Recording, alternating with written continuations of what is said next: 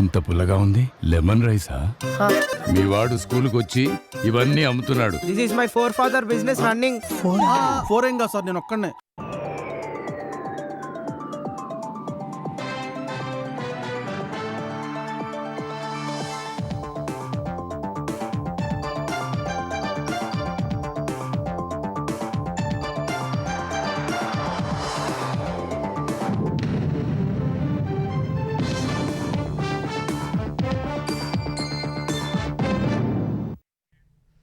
నమస్కారం, ETV news కు స్వాగతం. ముందుగా ముఖ్యాంశాలు. రాయలసీమ స్టీల్ ప్లాంట్ కు శంకుస్థాపన 2028 జూలై 3న ప్రారంభిస్తామన్న చంద్రబాబు. ఏపీని ఉక్కు రాష్ట్రంగా మారుస్తుందని ఉద్ఘాటన. రాజధానిపై జగన్ విన్యాసాలను తప్పుపట్టిన చంద్రబాబు. నేరస్తులతో రాజకీయాలు చేసే వారితో అప్రమత్తంగా ఉండాలని ప్రజలకు పిలుపు. తెలంగాణలో రెండో రోజు అప్పులపై అధికార ప్రతిపక్షాల సవాళ్లు. ప్రెస్ క్లబ్లో చర్చకు రావాలని బీఆర్ఎస్ నేతలకు జూపల్లి ఆహ్వానం. అప్పులపై కాంగ్రెస్ ప్రభుత్వం అబద్ధాలు చెబుతోందన్న హరీష్. రుణాలపై జూపల్లికి లేఖ, చర్చకు ఎందుకు రాలేదని మంత్రి ప్రశ్న.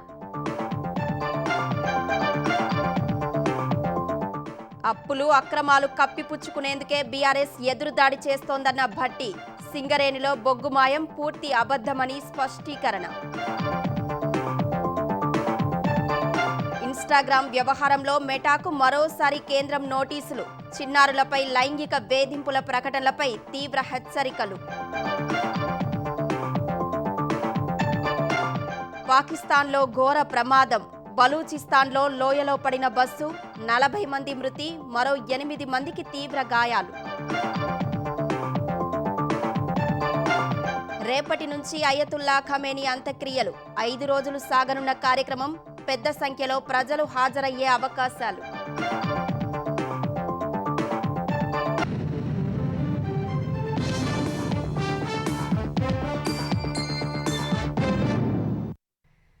రాయలసీమ స్టీల్ ప్లాంట్తో ఆంధ్రప్రదేశ్ ఉక్కు రాష్ట్రంగా తయారవుతుందని ముఖ్యమంత్రి చంద్రబాబు ఉద్ఘాటించారు.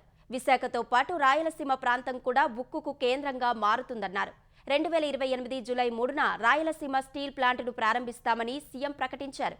రాజధానిపై జగన్ చేస్తున్న ప్రకటనలపై చంద్రబాబు మండిపడ్డారు. నేరస్తులతో కలిసి రాజకీయాలు చేసే వారి పట్ల ప్రజలు కూడా అప్రమత్తంగా ఉండాలని సూచించారు. కడప జిల్లాలో పర్యటించిన సీఎం చంద్రబాబు సున్నపురాళ్లపల్లిలో రాయలసీమ స్టీల్ ప్లాంట్ పనులను కేంద్ర ఉక్కు శాఖ సహాయ మంత్రి శ్రీనివాస్ వర్మ, జేఎస్డబ్ల్యూసీ ఎండీ సజ్జన్ జిందాల్తో కలిసి ప్రారంభించారు. విజయనగరం జిల్లా ఎస్కోట మండలం చీడిపాలెం వద్ద 535 కోట్లతో నిర్మించే జిందాల్ పారిశ్రామిక పార్కును సున్నపురాళ్లపల్లి నుంచే సీఎం వర్చువల్ గా ప్రారంభించారు. అనంతరం సభలో ప్రసంగించిన సీఎం దేశంలోనే హరిత ఉక్కు ఉత్పత్తి చేస్తున్న అరుదైన పరిశ్రమగా కడప జేఎస్డబ్ల్యూ స్టీల్స్ నిలవబోతోందని చెప్పారు. బళ్ళారిలో అతిపెద్ద ప్లాంట్ నిర్వహిస్తున్న జిందాల్ సంస్థ కడప పరిశ్రమను దానికంటే పెద్దదిగా తీర్చిదిద్దాలని కోరారు. గతంలో వైసీపీ నేతలు స్టీల్ ప్లాంట్ శంకుస్థాపనలతో భ్రమ కల్పించారని విమర్శించారు. మోసపూరిత శంకుస్థాపనలు 2019 డిసెంబర్లో ఒకసారి, 2023లో రెండోసారి భూమి పూజ. ఒక తట్ట మట్టి తీశారా, ఒక్క చిన్న బిల్డింగ్ కట్టారా అని అడుగుతున్నా. నేటి రాయలసీమ స్టీల్ ప్లాంట్ పనుల ప్రారంభంలో సీమ చరిత్రలో నవశకం మొదలైంది. చేసి చూపించే బాధ్యత రాయలసీమ బిడ్డగా నేను తీసుకుంటున్నానని మరొక్కసారి విజ్ఞప్తి చేస్తున్నా. 1100 ఎకరాలు భూమి ఇచ్చాం. మొదటి దశ 4500 కోట్లు, రెండో దశ 11,850 కోట్లు, సోలార్ ఎనర్జీకి 20,350 కోట్లు, 36,700 కోట్లు ఖర్చు పెట్టబోతున్నారు. 2 స్టేజెస్ లో 2 మిలియన్ టన్నుల ఉత్పత్తి జరుగుతుంది. విశాఖ ప్రాంతమే కాదు, నా రాయలసీమ కూడా ఉక్కు రాయలసీమగా తయారవుతుందని మరొక్కసారి విజ్ఞప్తి చేస్తున్నా. ఈ రోజు డేట్ రాసి పెట్టుకోండి. 2028 జూలై 3వ తారీఖు మళ్ళీ వస్తా, దీన్ని ప్రారంభం చేస్తామని మీకు అందరికీ హామీ ఇస్తున్నా. రాజధాని విషయంలో వైసీపీ నేతలు రోజుకో మాట మాట్లాడుతున్నారని చంద్రబాబు మండిపడ్డారు. ఎవరెన్ని కుట్రలు చేసినా రాజధాని అమరావతేనని మరోసారి స్పష్టం చేశారు. నేను అసెంబ్లీలో పెడితే అమరావతి రాజధానిగా ఒప్పుకున్నారు. సీఎం అవుతానే 3 రాజధానులు అన్నారు. నాటకాలాడారు. కేంద్రం చట్టం చేసిన తర్వాత మేవిగన్ అన్నారు. నిన్న విజయవాడ అన్నారు. రేపు ఏమంటారో నాకు తెలియదు. మతి స్థిమితం లేని వ్యక్తులతో రాజకీయం చేయడం నా చరిత్రలో ఎప్పుడూ నేను చూడలేదు. ఈ కడప గడ్డ మీద మన రాజధాని అంటే సగౌరవంగా అమరావతిని గట్టిగా చెప్పండి. మీరందరూ కూడా గర్వంగా చెప్పుకునే విధంగా మీ రాజధాని ఏదంటే అమరావతిని చెప్పే విధంగా చేసే బాధ్యత ఎన్డీఏ ప్రభుత్వానిదని మరొక్కసారి హామీ ఇస్తున్నాం. హార్టికల్చర్లో రాయలసీమను ప్రపంచానికి ఆదర్శంగా మారుస్తామని సీఎం పునరుద్ఘాటించారు. ఆగస్టు 15లోగా 1,00,000 కోట్లతో గ్లోబల్ హార్టికల్చర్ హబ్కు మదనపల్లెలో శంకుస్థాపన చేస్తామని వెల్లడించారు. కొత్త పరిశ్రమల రాకతో ఉపాధి అవకాశాలు మెరుగవ్వడమే కాకుండా వ్యవసాయం పూర్తిగా మారబోతోందని ముఖ్యమంత్రి చంద్రబాబు అన్నారు. పారిశ్రామికవేత్తలు పెట్టే పెట్టుబడులకు కూటమి ప్రభుత్వం హామీగా ఉంటుందని భరోసా ఇచ్చారు. సొంత నియోజకవర్గం కుప్పంలో పర్యటించిన చంద్రబాబు ఏబీఐఎస్ ప్రోటీన్స్ చికెన్ ప్రాసెసింగ్ యూనిట్ను ప్రారంభించారు. యాజమాన్యం వేగంగా నిర్మాణం పూర్తి చేసి యూనిట్ను ప్రారంభించిందని చంద్రబాబు అభినందించారు. ఈ యూనిట్ ద్వారా ప్రత్యక్షంగా పరోక్షంగా 1,400 మందికి ఉపాధి కలగడమే కాకుండా చాలా మంది పౌల్ట్రీ ఫామ్లు పెట్టుకునేందుకు అవకాశం వస్తుందని చెప్పారు. రైతులకు స్థిరమైన ఆదాయం వచ్చేలా ప్రణాళికలు చేస్తున్నామని వివరించారు. We are working a project for viability and sustainability of a farmer. If you do 10,000 birds continuously, what is the investment, what is the profitability, operational cost, capital cost, everything will calculate. Your investment will be safe. If you invest here, technology they will support, buyback will be there, and also further backward integration also they are going to work with the farmer. Even marketing to start with in India, everything will go right. They are going to export. విజయవాడలోని లోక్ భవన్లో governor justice Abdul నజీర్తో ఉప ముఖ్యమంత్రి పవన్ కళ్యాణ్ భేటీ అయ్యారు. సామాజిక మాధ్యమాల్లో జరుగుతున్న వ్యక్తిత్వ హననం, రెచ్చగొట్టే ప్రసంగాల గురించి గవర్నర్కు ఆయన వివరించారు. ఈగల ఐజీ ఆకే రవికృష్ణ తనకు ఇచ్చిన రిపోర్టును గవర్నర్కు పవన్ అందజేశారు. ఏపీలో నెలకొన్న పరిస్థితులు గవర్నర్కు వివరించారు. ప్రభుత్వం చట్టపరంగా తీసుకునే చర్యలకు సంబంధించి గవర్నర్తో పవన్ చర్చించినట్లు సమాచారం. బీఆర్ఎస్ కాంగ్రెస్ ప్రభుత్వాల అప్పులపై నేడు కూడా సవాలు కొనసాగాయి. బీఆర్ఎస్ ప్రభుత్వ అప్పులపై సోమాజిగూడ ప్రెస్ క్లబ్లో చర్చకు రావాలని మంత్రి జూపల్లి కృష్ణారావు సవాలు విసిరారు. సంగారెడ్డిలో బీఆర్ఎస్ కార్యకర్తల సమావేశంలో ఉన్న మాజీ మంత్రి హరీష్ రావు అప్పులపై వివరణ ఇచ్చారు. మంత్రి జూపల్లి పంపిన లేఖకు హరీష్ రావు ప్రతిలేఖ పంపారు. సాయంత్రం సోమాజిగూడ ప్రెస్ క్లబ్కు చేరుకున్న జూపల్లి బీఆర్ఎస్ నేతలు పొంతన లేకుండా అబద్దాలు ఆడుతున్నారని విమర్శించారు. కాళేశ్వరం మిషన్ భగీరథకు చేసిన అప్పులను దాస్తున్నారని ఆరోపించారు. బీఆర్ఎస్ కాంగ్రెస్ ప్రభుత్వాల అప్పులపై తెలంగాణలో రెండో రోజు సవాళ్లు కొనసాగాయి. బీఆర్ఎస్ అప్పులపై చర్చకు రావాలని మంత్రి జూపల్లి కృష్ణారావు సవాలు విసిరారు. సాయంత్రం 5 గంటలకు సోమాజిగూడ ప్రెస్ క్లబ్కు వచ్చేందుకు తాను సిద్ధమని, బీఆర్ఎస్ నేతలు వచ్చేందుకు సిద్ధమా అని ప్రశ్నించారు. బీఆర్ఎస్ తీరు ఆపరేషన్ సక్సెస్ పేషెంట్ డెడ్ అన్నట్లు ఉందని విమర్శించారు. తాను చెప్పిన అంకెలకు వివరణ ఇవ్వాలని కేటీఆర్కు జూపల్లి సవాలు విసిరారు. ఈ మేరకు అన్ని గణాంకాలను కేసీఆర్, కేటీఆర్, హరీష్ రావులకు వాట్సాప్లో పంపినట్లు చెప్పిన జూపల్లి ఆ గణాంకాలపై చర్చకు సిద్ధమైతే ప్రెస్ క్లబ్కు రావాలని సూచించారు. కేటీఆర్ ను హరీష్ రావును లెక్కలు మొత్తం ఇలా ఉన్నాయి. రాతపూర్వకంగా సమాధానం చెప్పండి. హరీష్ రావు, కేటీఆర్ అండ్ కేసీఆర్ నేను చెప్పింది అబద్ధమైతే నేను దానికి సిద్ధంగా ఉన్నా. మీరు చెప్పింది నిజమనేది కూడా సిద్ధం మీరు రుజువు చేయగలిగితే మరి మీరేం చేస్తారు? అసెంబ్లీకి రమ్మంటే రాలేదు కేసీఆర్. పోనీ ప్రెస్ వాళ్ళకి చెప్పండి రమ్మంటే ఈ రోజు కూడా సోమాజిగూడ ప్రెస్ క్లబ్ వస్తా. నేను రుజువు చేయలేకపోతే నేను రాజీనామా చేస్తానా? మీరు రాజీనామాలు చేస్తారా? ఎమ్మెల్యే పదవులకు బీఆర్ఎస్ పార్టీ రద్దు చేస్తారా? దీనికి సమాధానం రాసుకొని తీసుకొని రండి. మంత్రి జూపల్లి కృష్ణారావు వ్యాఖ్యలపై మాజీ మంత్రి హరీష్ రావు మండిపడ్డారు. తెలంగాణ భవన్కు వస్తానన్న జూపల్లి తోక ముడిచారని విమర్శించారు. ఏం చెయ్యాలో అర్థం కాక డ్యామేజ్ కంట్రోల్కు దిగారని ధ్వజమెత్తారు. అప్పుల విషయంలో జూపల్లి, సీఎం రేవంత్ రెడ్డి చెప్పిన లెక్కల్లోనే తేడాలున్నాయని అన్నారు. పాలమూరు పౌరుషం ఉంటే జూపల్లి వెంటనే రాజీనామా చేయాలని డిమాండ్ చేశారు. మొదలేమో నేనే భవన్కి వస్తున్నా అన్నాడు, మళ్ళేమో అమరవీరుల స్తూపం అన్నాడు, మళ్ళీ ఇప్పుడేమో సోమాజిగూడ ప్రెస్ క్లబ్ అంటుంది. పూటకో సవాలు, రోజుకో అడ్రస్ లెక్క ఉంది ఇలా ఆ జూపల్లి కృష్ణారావు సంగతి. అసెంబ్లీలో మాట్లాడినా బీఆర్ఎస్ పార్టీ ఎఫ్ఆర్బిఎం కింద, కార్పొరేషన్ల కింద అన్ని రకాలుగా రాష్ట్ర ప్రభుత్వం కట్టాల్సిన అప్పు అంత కలిపి 4,17,000 కోట్లు మాత్రమే. తప్పైతే ఇక్కడే చెప్పండి, నేను రెడీ అని లెక్కలన్నీ కూడా పూసగుచ్చినట్టు అసెంబ్లీలో చెప్పిన. ఒకవేళ నా లెక్క తప్పైతే మీదే గవర్నమెంట్, మీకు అధికారులు ఉన్నారు, వాడు ముఖ్యమంత్రి ఉన్నాడు, ఆర్థిక మంత్రి ఉన్నాడు, మేము ప్రతిపక్షంలో ఉన్నాం అని అసెంబ్లీలో లేచి బల్ల బుద్ధి చెప్తే ఒక్కడు మాట్లాడలేదు. అనంతరం మంత్రి జూపల్లి కృష్ణారావు రాసిన లేఖకు సమాధానంగా హరీష్ రావు బహిరంగ లేఖ రాశారు. అప్పులపై తప్పుడు ప్రచారం మానుకోవాలని సూచించారు. అటు సాయంత్రం సోమాజిగూడ ప్రెస్ క్లబ్కు చేరుకున్న మంత్రి జూపల్లి హరీష్ రావు తాను అడిగింది తప్ప ఏదేదో రాశారని ఎద్దేవా చేశారు. కాళేశ్వరం కార్పొరేషన్ మీద అప్పు తీసుకున్నారు. కాళేశ్వరమో పాలమూరు ప్రాజెక్టు ఇరిగేషన్ ప్రాజెక్టులు కట్టిండ్రు. ప్రభుత్వం అప్పు కట్టదు, కాళేశ్వరం ప్రాజెక్టు కార్పొరేషన్ కట్టదు అన్నారు. కాళేశ్వరం కార్పొరేషన్కు ఆదాయం ఎక్కడిది? కాళేశ్వరం కార్పొరేషన్ ప్రాజెక్టులు కట్టించారు. అంటే ఆ ఆదాయం ప్రజల నుంచి, రైతుల నుంచి ఆ డబ్బులు వసూలు చేస్తారని అడిగిన. దానికి సమాధానం లేదు. ఒక మిషన్ భగీరథ తీసుకున్న అప్పు పైసలు ఎవరు కడతారు? ప్రభుత్వం కాదా? మీరు కట్టిండ్రు కదా, మరి మీరు ప్రభుత్వం కట్టకపోతే ప్రభుత్వంకి ఎందుకు కట్టిండ్రు? మీ అప్పు బకాయిలు కలిపి 8,20,000 కోట్లని మీరు ప్రతి అంకె అక్షరం ఉంది. దేనికి ఎంతెందరూ ఉంది, 4 పేజీలు రాసినాం. దానికి ఈయన ఒక పేజీ, హరీష్ రావు ఒక పేజీ జవాబు పంపి మేము 4,17,000 కోట్లు అప్పు చేసినాం, మీరెంత అప్పు చేసిండ్రు అని మాట్లాడుతున్నాడు. మరి నేను ఎంత చేసింది, మా ప్రభుత్వం ఎంత చేసింది నేను మాట్లాడలేదే. నేను ఛాలెంజ్ చేసి దానిపైన కాదు కదా.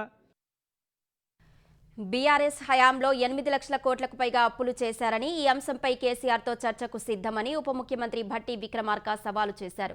రాష్ట్ర ఆర్థిక పరిస్థితిపై కేటీఆర్, హరీష్ రావు అసత్యాలు ప్రచారం చేస్తున్నారని మండిపడ్డారు. కాళేశ్వరం మిషన్ భగీరథ కోసం కార్పొరేషన్ల ద్వారా తీసుకొచ్చిన అప్పులను బీఆర్ఎస్ నేతలు ప్రస్తావించడం లేదన్నారు. ఆ అప్పులను ప్రభుత్వం చెల్లించడం లేదా అని ప్రశ్నించారు. సింగరేణి సంస్థను బీఆర్ఎస్ సంక్షోభంలోకి నెట్టిందని ఆరోపించారు. ఒక్క కొత్త బ్లాకు రాకుండా అడ్డుకున్నదే బీఆర్ఎస్ నేతలని ఆరోపించారు. బొగ్గు మాయం ఆరోపణలు అవాస్తవమైనప్పటికీ విచారణ జరపాలని సింగరేణి విజిలెన్స్ డైరెక్టర్కు పూర్తిస్థాయి ఆదేశాలు ఇస్తున్నట్లు తెలిపారు.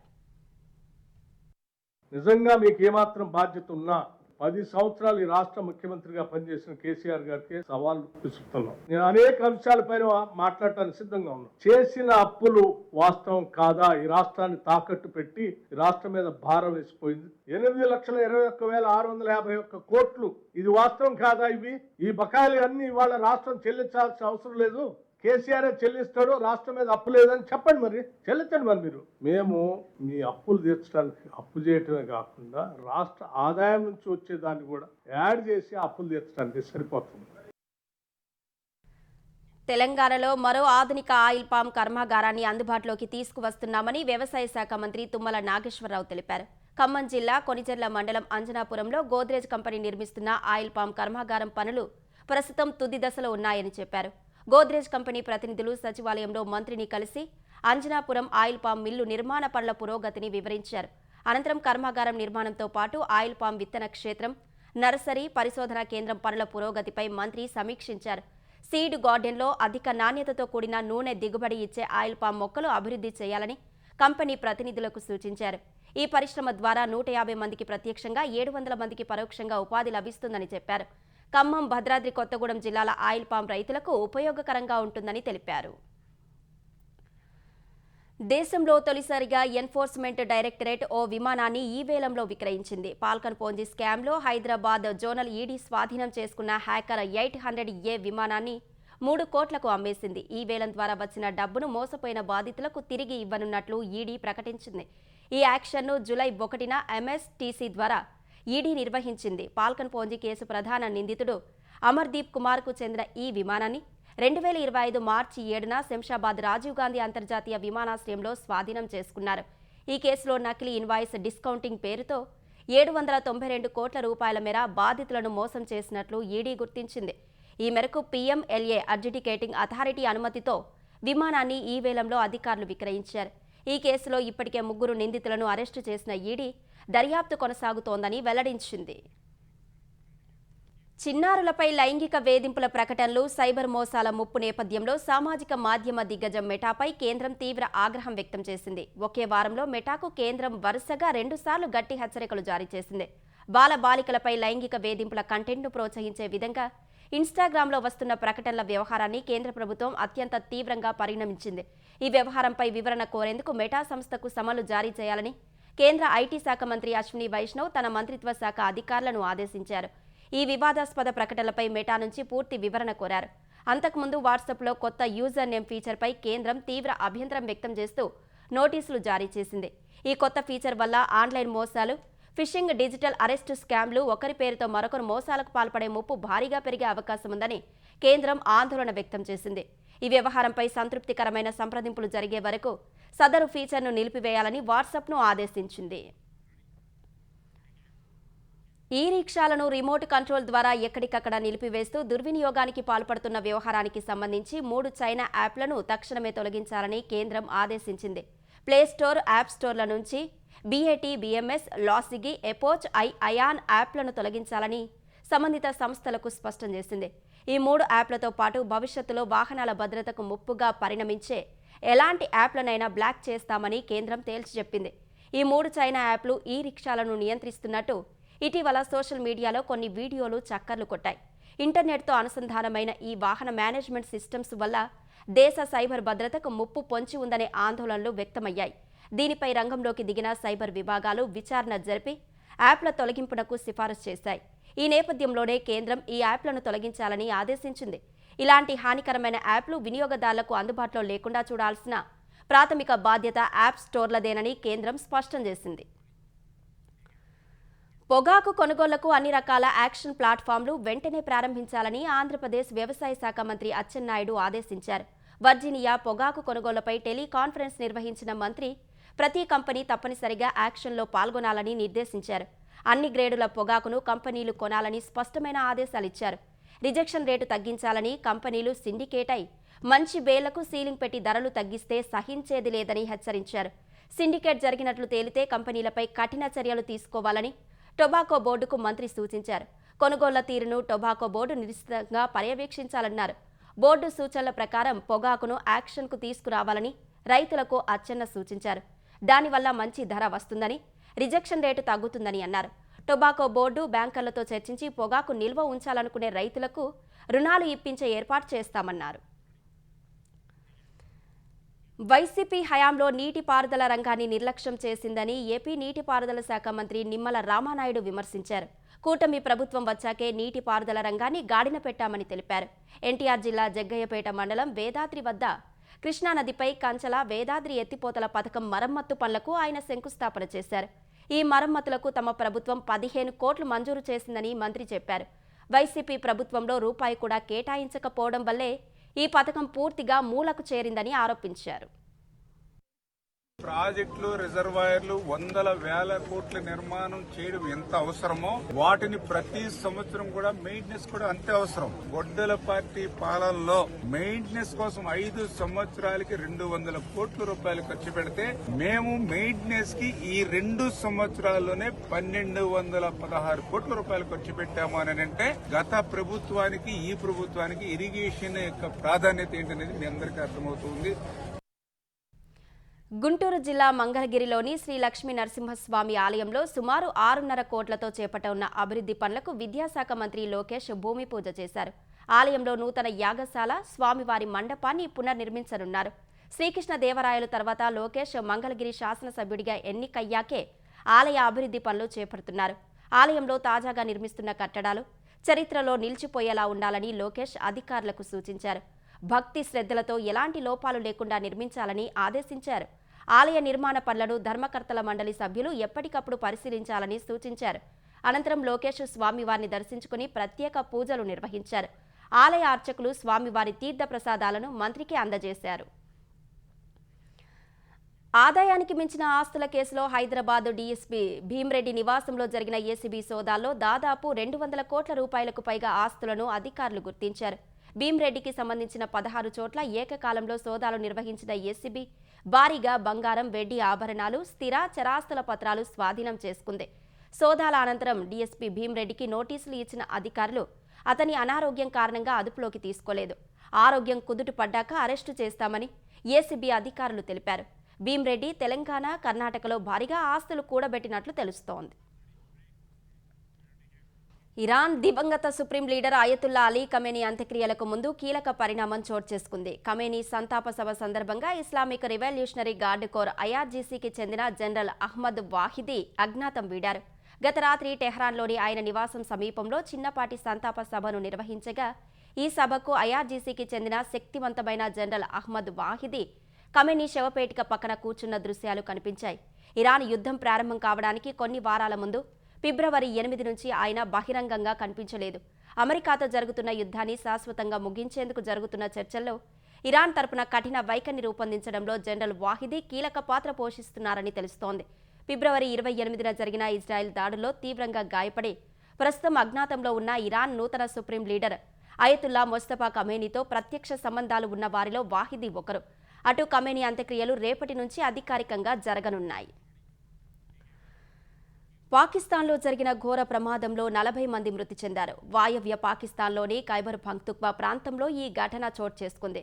బలూచిస్తాన్లోని క్వెటా నగరం నుంచి పెషావర్ వైపు వెళ్తున్న ఒక ప్రైవేటు బస్సు ఖైబర్ పఖ్తూన్ఖ్వా ప్రావిన్స్లోని డేరా ఇస్మాయిల్ ఖాన్ జిల్లాకు చేరుకోగానే ఈ ప్రమాదం సంభవించింది. పర్వత ప్రాంతంలోని ఒక ప్రమాదకరమైన మలుపు వద్ద బస్సు బ్రేకులు విఫలం కావడం వల్ల డ్రైవర్ నియంత్రణ కోల్పోయాడు. బస్సు పక్కనే ఉన్న లోతైన లోయలోకి దూసుకెళ్లింది. ప్రమాద సమయంలో బస్సులో మొత్తం 48 మంది ప్రయాణికులు ఉన్నట్లు అధికారులు తెలిపారు. ప్రమాదంలో 40 మంది మరణించగా 8 మంది తీవ్రంగా గాయపడ్డారని బలూచిస్తాన్ అధికారులు ధృవీకరించారు. సహాయక బృందాలు ఘటనా స్థలానికి చేరుకుని క్షతగాత్రులను ఆసుపత్రికి తరలించాయి. ఈ ఘోర ప్రమాదంపై పాకిస్తాన్ అధ్యక్షుడు ఆసిఫ్ అలీ జర్దారీ తీవ్ర దిగ్భ్రాంతి వ్యక్తం చేశారు. బాధిత కుటుంబాలకు సానుభూతిని తెలియజేశారు. గాయపడిన వారికి మెరుగైన వైద్య సేవలు అందించాలని అధికారులను ఆదేశించారు. ఉత్తరప్రదేశ్లోని కౌశాంబి జిల్లాలో సిహోరి టోల్ ప్లాజా వద్ద ఇటీవల జరిగిన ఎల్పీజీ ట్యాంకర్ ప్రమాదం దృశ్యాలు వెలుగులోకి వచ్చాయి. టోల్ ప్లాజా నుంచి 2 ఎల్పీజీ ట్యాంకర్లు వెళ్తున్న క్రమంలో ఓ ట్యాంకర్ ప్రమాదవశాత్తు టోల్ ప్లాజా క్యాబిన్ను పక్కనే ఉన్న గోడను బలంగా ఢీకొట్టింది. కొన్ని క్షణాల్లోనే ఆ ప్రాంతంలో పెద్ద ఎత్తున పొగలు వ్యాపించాయి. ఆ తర్వాత భారీ శబ్దంతో పేలుడు సంభవించింది. ఈ ఘటనలో మొత్తం 5 ప్రాణాలు కోల్పోయారు. ట్యాంకర్ డ్రైవర్ ధర్మేంద్ర, టోల్ సిబ్బంది అలోక్ సింగ్ అక్కడికక్కడే మృతి చెందారు. ఈ ఘటనలో 4 గాయపడగా ఆసుపత్రిలో చికిత్స పొందుతూ 3 ప్రాణాలు కోల్పోయారు. గత నెల 26న జరిగిన ఈ ఘటనకు సంబంధించిన దృశ్యాలు ఇవాళ వెలుగులోకి వచ్చాయి.